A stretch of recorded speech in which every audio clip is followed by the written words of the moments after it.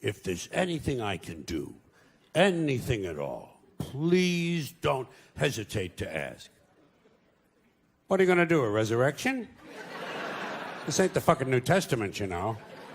You know what you tell a guy like that who wants to help? Oh, fine, why don't you come over this weekend? You can paint the garage. Bring your plunger. The upstairs toilet overflowed and there's shit all over the floor up there. Do you drive a tractor? Good, that'll come in handy. The North 40 needs a lot of attention. Bring your chainsaw and your pickaxe. We're going to put your ass to work. He wants to help? Fuck him. Call his bluff. Call his bluff. Don't hesitate to ask. The nerve of these pricks. Here's another thing we say to the surviving spouse. I'm keeping him in my thoughts. Where? Where exactly in your thoughts does he fit? In between my ass hurts from this chair and let's fuck the waitress?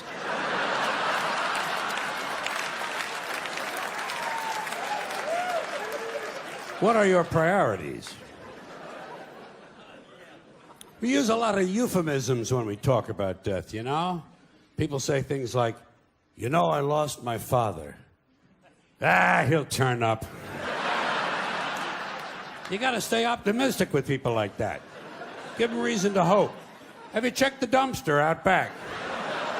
They used to like to take a nap in there. Keep it upbeat.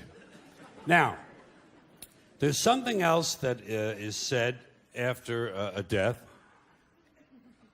but this one involves belief, which is where I begin to have big problems.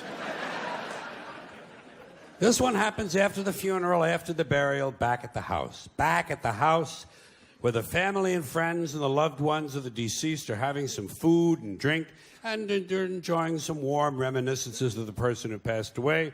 Sooner or later, someone is bound to say the following, especially after a few drinks. You know, I think he's up there now, smiling down at us. And I think he's pleased.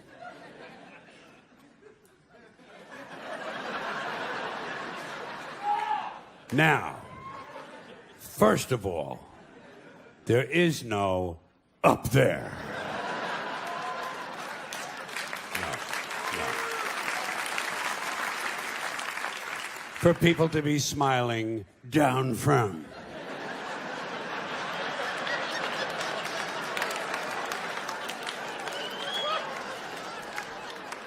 It's poetic, it's quaint, and I guess for superstitious people it provides a little comfort, but it doesn't exist.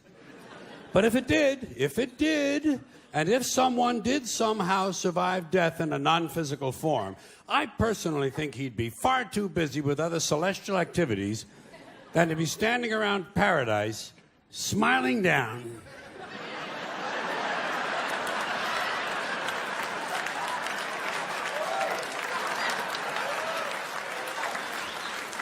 On live people.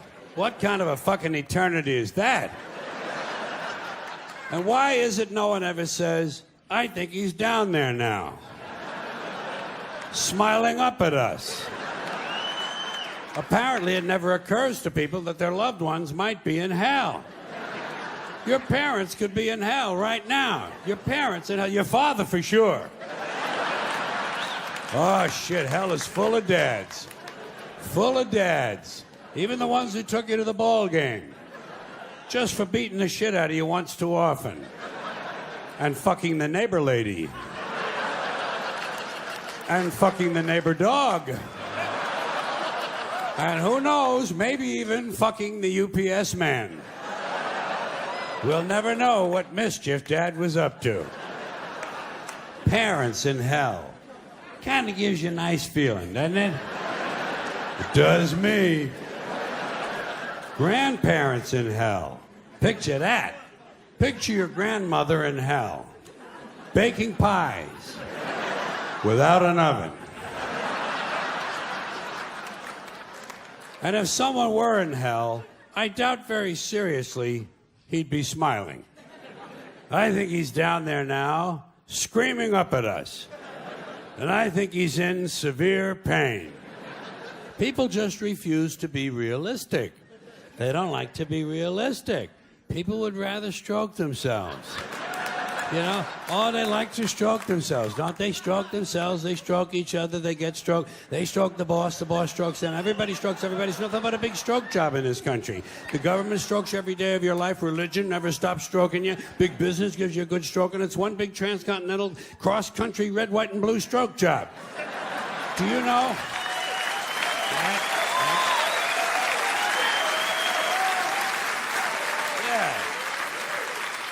You know what the national emblem of this country ought to be? Forget that bald eagle. The national emblem of this country ought to be Uncle Sam standing naked at attention saluting, and seated on a chair next to him, the Statue of Liberty jerking him off.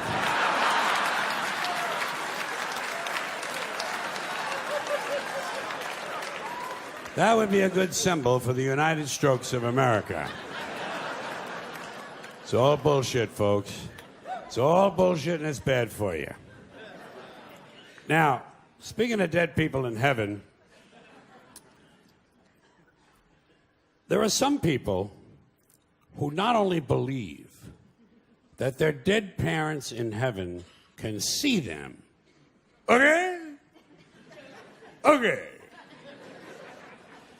They honestly believe that their dead parents in heaven can help them. You've heard these people, I'm sure.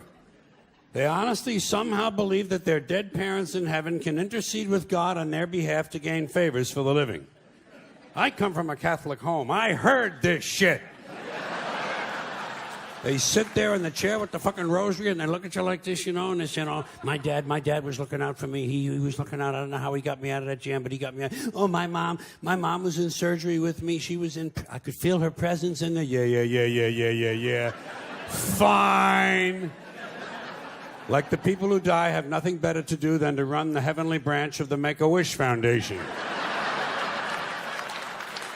Now, if people want to believe this kind of stuff, it's fine with me. Let them believe it. I don't want to disabuse anyone of their beliefs. But I have a question about this. A question that involves logic.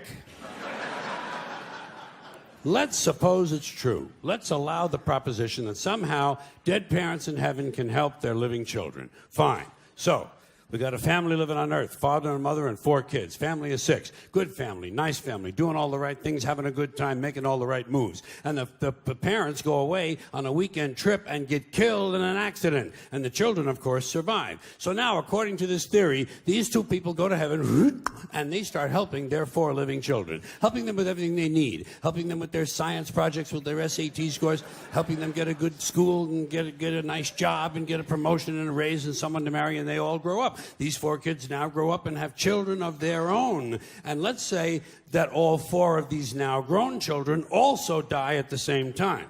Just for the sake of argument. Let's say there's an explosion at Thanksgiving dinner. And these 4 die, but their children survive because they were seated at the children's table.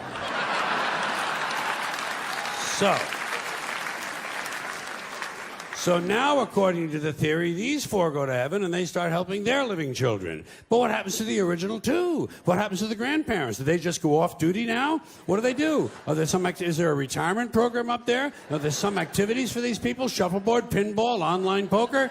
There must be something they can do. Or do they have to remain on duty indefinitely? Do they have to keep on helping their living descendants forever and ever and ever? Is that what heaven's all about, helping the living? When do you get to just lie back on a cloud and take a fucking harp lesson? You know what I mean? Because people have been dying for a long, long time. There's been a lot of dead motherfuckers. Did you know that?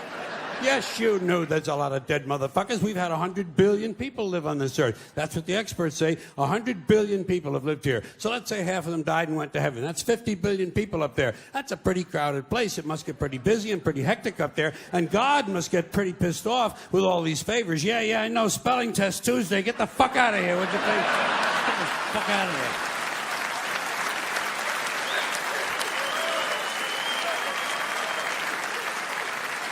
You know, even God can go on sensory overload. That's why he wanted one day off a week. Christians gave him Sunday. Jews gave him Saturday. Muslims gave him Friday.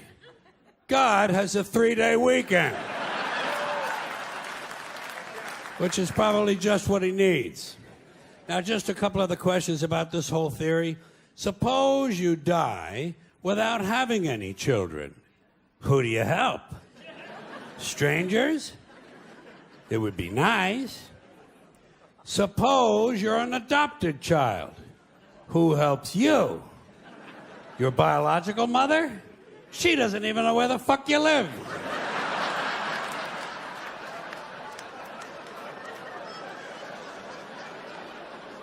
Suppose you kill your parents.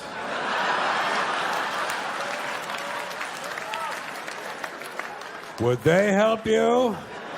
I'll guarantee you Mr. and Mrs. Menendez are not helping those two boys. No.